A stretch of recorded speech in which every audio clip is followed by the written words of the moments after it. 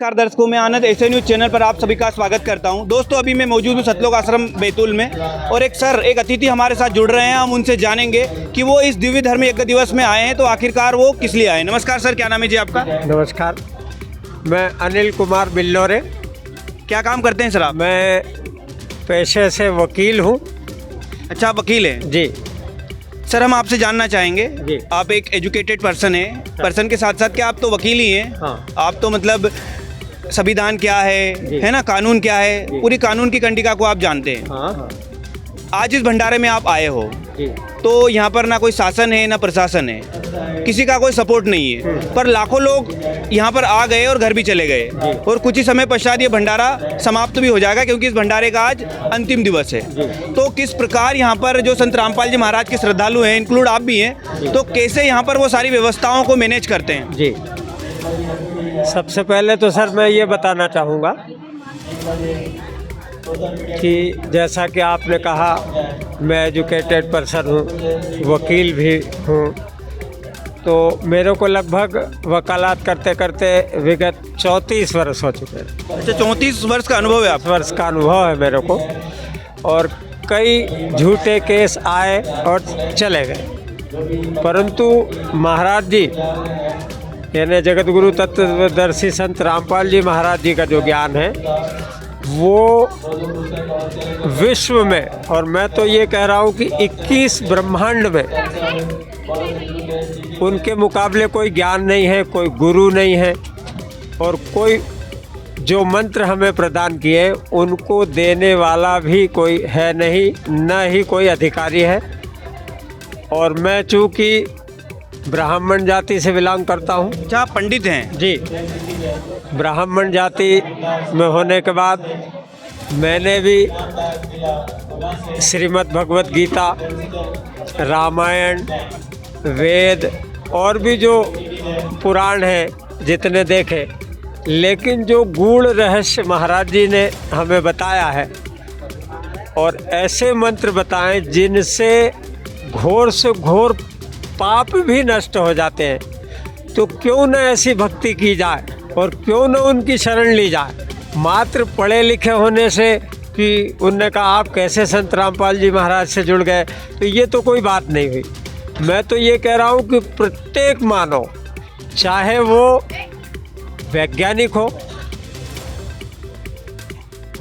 Engineer हो, वकील हो, डॉक्टर हो, जज हो, और उससे भी ऊपर का कोई व्यक्ति हो जिस बहुत बड़े ओहदे पर हो, उसे भी संत महाराज रामपाल जी महाराज जी से जुड़ना चाहिए, अहंकार को त्याग कर।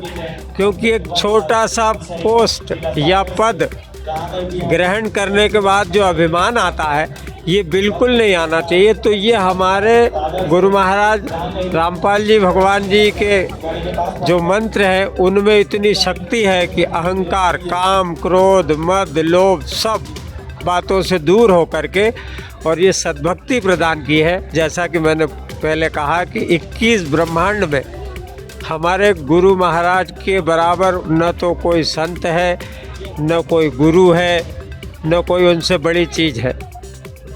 सर, आप जिस प्रकार का दावा कर रहे हैं, आप पैसे के पंडित हैं, ब्राह्मण हैं, है ना? मतलब एक ब्राह्मण इतनी बड़ी बात बोल रहा है संत रामपाल जी महाराज के लिए। हाँ। ये तो एक अद्भुत बात हो गई। कारण क्योंकि रामपाल जी महाराज के ज्ञान को लेकर ना हमेशा ही विवाद बना हुआ रहता है कि रामपाल जी महाराज देवी देवताओं की भक्ति छुड़वाते हैं, ये लोगों को भड़काते हैं। इनका जो ज्ञान है वो ऐसा है कि ये कवि को, जो एक कवि कबीर है, उसे वो पूर्ण परमात्मा बताते हैं। तो क्या आपका इतना बड़ा दावा करना एक समाज के लिए, आपकी समाज के लिए एक अच्छा मैसेज है? हाँ जी, क्योंकि अब जैसा आपने पूछा कि ब्राह्मण जाति से हूँ, तो सबसे पहले तो मुझे भी जब तक मैंने गुरु महाराज जी से दीक्षा नहीं ली थी तब तक मेरा जो ज्ञान जहाँ तक का था तो हमने भी खोल के देखे, और जब महाराज जी से सद्भक्ति प्राप्त हुई तब हमने और खोल के देखा, तो वो गूढ़ रहस्यों को उंगलियां रख करके बता रहे और प्रमाणित ज्ञान दे रहे। ऐसे कभी किसी गुरु, संत, महात्मा, मंडलेश्वर ने कोई ऐसा ज्ञान कभी न तो दिया और न दे रहे हैं। वो तो दुनिया को सिर्फ पाखंड में, यानी जो पूजाएं नहीं करनी चाहिए वो भी करा रहे हैं। तो ये ठीक नहीं, और ये पांडित्य कर्म भी नहीं है।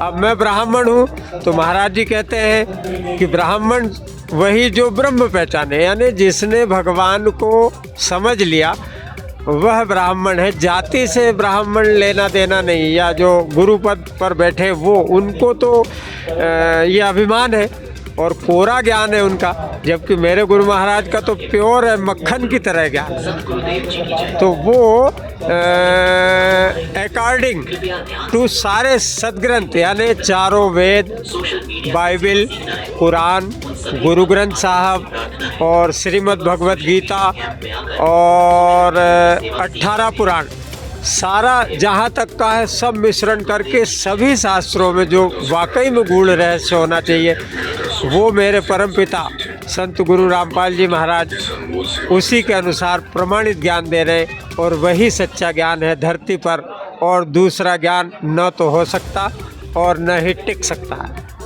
वकील साहब, आप हमारे दर्शकों को बताइए, जैसा कि ब्राह्मण समाज शुरू से ही इनको छूट दी गई है कि वेदों को ये लोग पढ़ेंगे, संस्कृत को ये लोग पढ़ेंगे, है ना, गांव-गांव जाकर के शहरों में कथाएं, भागवत कथाएं ये लोग करेंगे।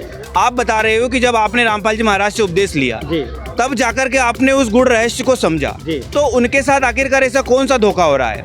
वो उन चीज़ों को क्यों नहीं समझ पा रहे हैं जो चीज़ें आप समझे हैं? जी, मेरा मतलब ये है कि अब ठीक है, मैं शिक्षित भी हूँ, ब्राह्मण भी हूँ, और सारे ब्राह्मण देवताओं से निवेदन करता हूँ कि वे कम से कम महाराज जी का ज्ञान तो सुने, उसका मिलान करें। एक एक चीज़ वो उंगलियां रख कर के बता रहे कि हमारे ग्रंथों में, सदग्रंथों में लिखा क्या है, वो पढ़ें, मिलान करें।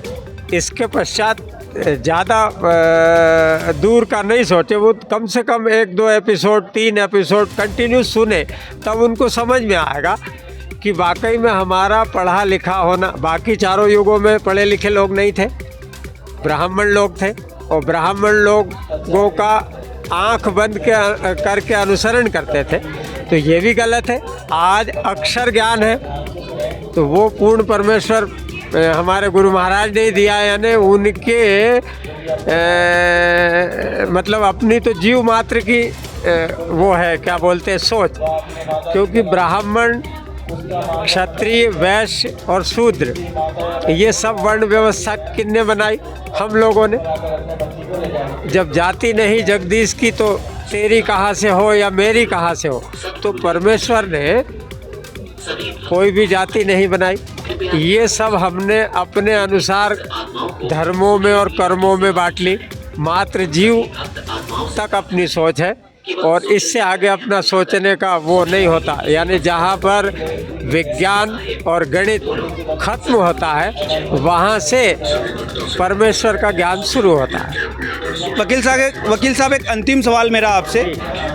आज जो सर्व ब्राह्मण समाज आपको सुन रहा है, उसके साथ साथ पूरा एजुकेटेड लोग, आपके विभागीय लोग, आप पैसे के वकील हैं, आज वो लोग भी आपको सुन रहे हैं, तो उन लोगों का आपके लिए क्या मैसेज है? जिस प्रकार से संत रामपाल जी महाराज साल के 6 समागम करवाते हैं, हर दूसरे महीने में कभी उनका दिव्य धर्म यज्ञ दिवस आता है, कभी उनका अवतरण दिवस आता है, कभी उनका बोध दिवस आता है, तो क्या उन लोगों को यहाँ पर आकर देखना चाहिए उनकी व्यवस्थाओं को, जिस प्रकार से उनको उनके नाम को लेकर भ्रांतियाँ फैलाई गई है, क्या उन्हें आकर यहाँ पर ये चीज़ों की जाँच करनी चाहिए कि वो चीज़ें किस हद तक सही है? हाँ, तो मैं सर्व ब्राह्मण समाज से निवेदन करना चाहूँगा, क्योंकि मैं स्वयं ब्राह्मण जाति से हूँ और वे लोग भी बुद्धिजीवी हैं, तो कम से कम महाराज जी का ज्ञान सुने और पढ़े लिखे होने का फ़ायदा उठाएं। जैसे मैंने उठा लिया ब्राह्मण कुल में, मैंने सत्यनारायण भगवान का भयंकर ऊपर सिंहासन से बैठ कर के पूजन और प्रवचन किए।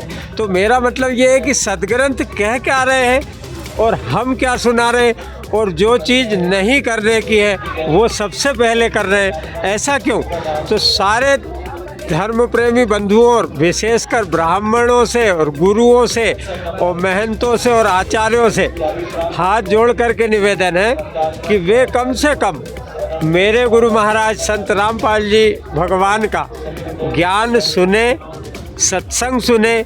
यहाँ जितने समागम होते हैं, मैं प्रत्येक समागम में आता हूँ, हर तीसरे माह में हर 3 महीने के पश्चात होता है। तो वो कम से कम यहाँ आए। अपने सदग्रंथों से ही परिचित नहीं है ब्राह्मण समाज, और बड़े बड़े ऊंचे सिंहासन पर बैठे हैं और फिर ज्ञान दे रहे हैं। यानी जो मंत्रों को प्रदान करने का जिसको कोई अधिकार नहीं, वो मंत्र हमें दिए जा रहे हैं। और जो सद्गुरु हमें दे रहे हैं, जो अधिकारी परमात्मा हैं संत रामपाल जी, इस पूरी पृथ्वी पर अखंड ब्रह्मांड में, यानी ये समझ लीजिए आपकी 21 ब्रह्मांड में जगत गुरु तत्वदर्शी संत रामपाल जी महाराज के अलावा न तो मंत्र देने का किसी को अधिकार है, और उनके पास कोई मंत्र है ही नहीं, सद्भक्ति है ही नहीं। इसलिए मैं तो निवेदन करूंगा साहब हाथ जोड़ करके कि सारा ब्राह्मण समुदाय और जो लोग व्यक्ति मेरे को देख रहे हैं, वे सारे के सारे अविलंब यथाशीघ्र जल्दी से आकर के ज्ञान सुने और संत रामपाल जी महाराज से अपनी दीक्षा कर ग्रहण कर आत्म कल्याण कराएं और मोक्ष कराएं। धन्यवाद सर। सच्चा है।